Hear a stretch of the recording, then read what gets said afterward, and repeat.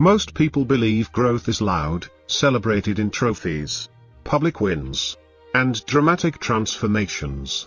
But the truth is quieter, far more unsettling. True growth, especially the kind rooted in Stoicism, is invisible to the world and painfully visible to the soul. Have you ever wondered why silence now feels more powerful than argument? Why solitude, once feared, now feels like home? This is not apathy, it is evolution. The Stoic does not rise with noise, but with stillness. He begins to measure his progress not in how often he speaks, but in how often he restrains.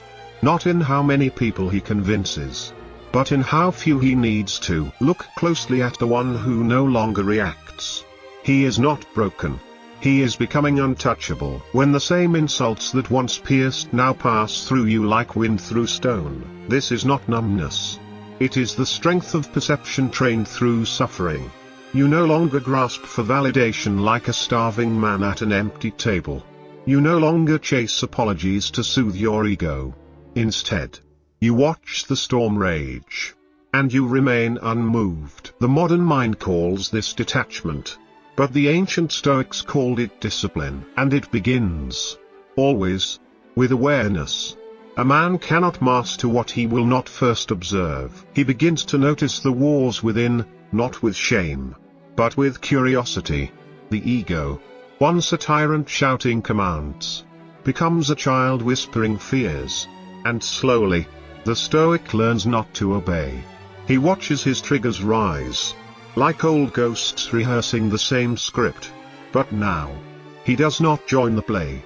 He becomes the observer, detached, discerning, dangerous only to illusion. Growth is no longer measured by how quickly he can destroy his enemies, but by how calmly he can sit in their presence without needing to win. Because true power isn't domination, it's self-command. When a man no longer needs to prove his worth, he becomes ungovernable. Society may still pull at him with its endless chains, status, attention, control, but they find no hold. He has burned the script of external validation, and from its ashes rises something deeper, inner congruence. He speaks less, but each word lands like an arrow. He smiles less, but when he does, it comes from somewhere real. He does not chase meaning. He embodies it. And others, sensing something ancient and grounded within him, begin to listen, even if they don't understand why. This is what happens when a man no longer fears his shadow. When he stops seeking peace outside, and begins to build it inside. There comes a moment when the Stoic no longer flees discomfort, but invites it. Not as a punishment, but as a teacher. Pain, once his enemy, becomes an oracle. Through suffering, he learns to see what comfort blinded him to, that most fear is fiction. Most wounds are ego deep, and most problems dissolve when seen without distortion. He begins to measure his growth not by how good life feels, but by how little life can disturb him. When his plans fall apart, he does not curse the gods, he adjusts. When people betray him, he does not seek revenge, he withdraws with clarity. When the world calls him weak for choosing silence, he smiles with the strength of 10,000 storms. Because now he knows, chaos is not to be escaped. It is to be endured, transmuted, integrated. In this crucible of modern noise and ancient discipline, something sacred is forged.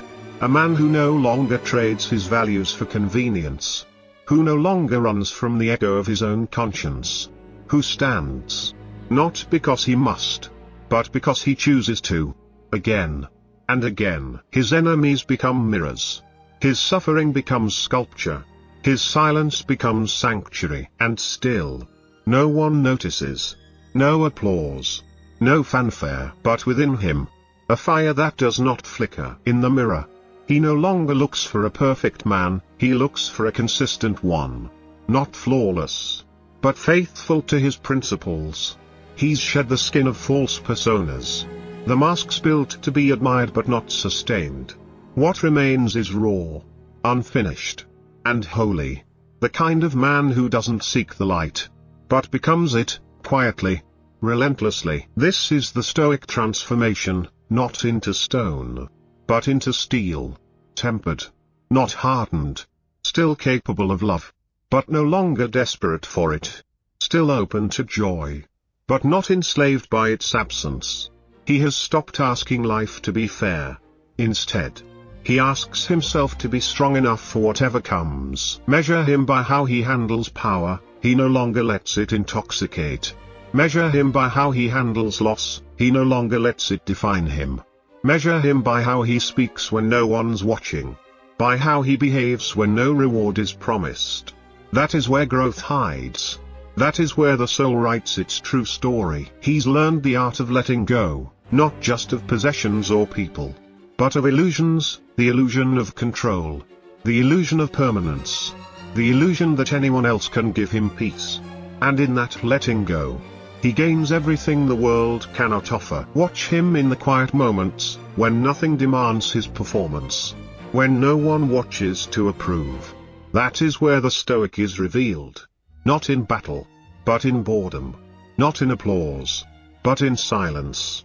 His soul is no longer frantically building an identity for the crowd, it is cultivating depth for the unseen. The measure of his growth is subtle, he forgives more easily. Not because others deserve it, but because he deserves peace. He resists less, not out of weakness, but from the wisdom of flow.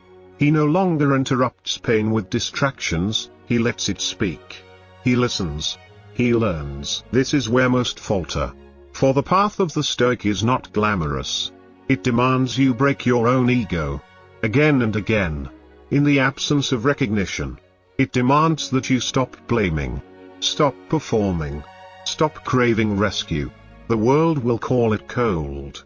But only because it doesn't recognize the warmth of inner fire. And you, have you begun to notice? The way you no longer spiral into panic when plans shift.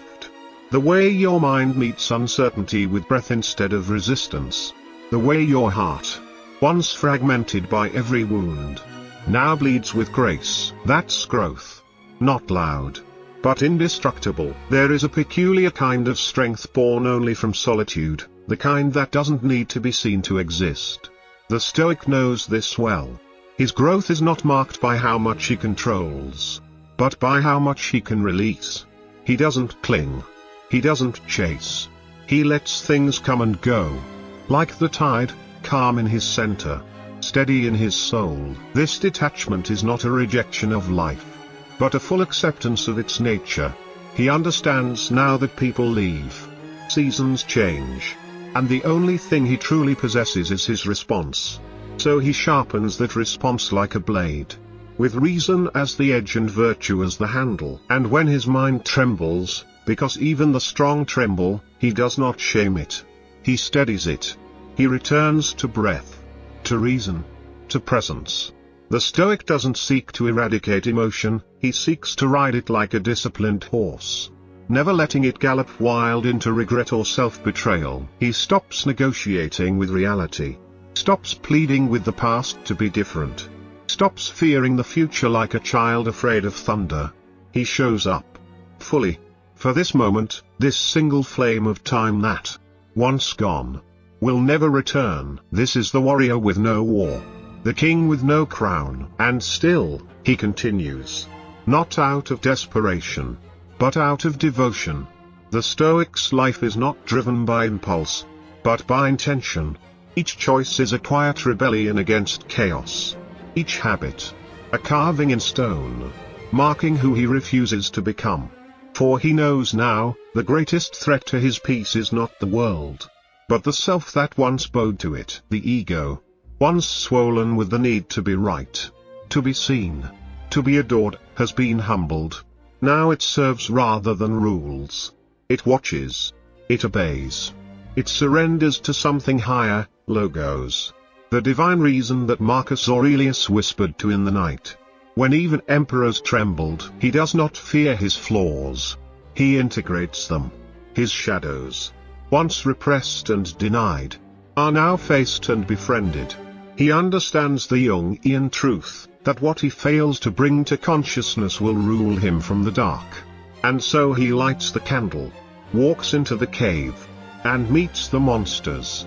Not to destroy them, but to free the parts of himself trapped within their disguise. Here, true growth is not in becoming someone new, but in unbecoming what never belonged. He does not ascend. He descends, into depth, into presence, into reality. And finally, he arrives, not at a destination, but at a state, a way of being so unshakable. The storms of life no longer provoke panic, only patience. He no longer reacts to every insult, because dignity needs no defense. He no longer explains his silence, because wisdom speaks without noise. He no longer fears endings, because he has died 1,000 quiet deaths and risen stronger from each. This is how a Stoic is measured, not by what he builds, but by what he can lose and still remain whole.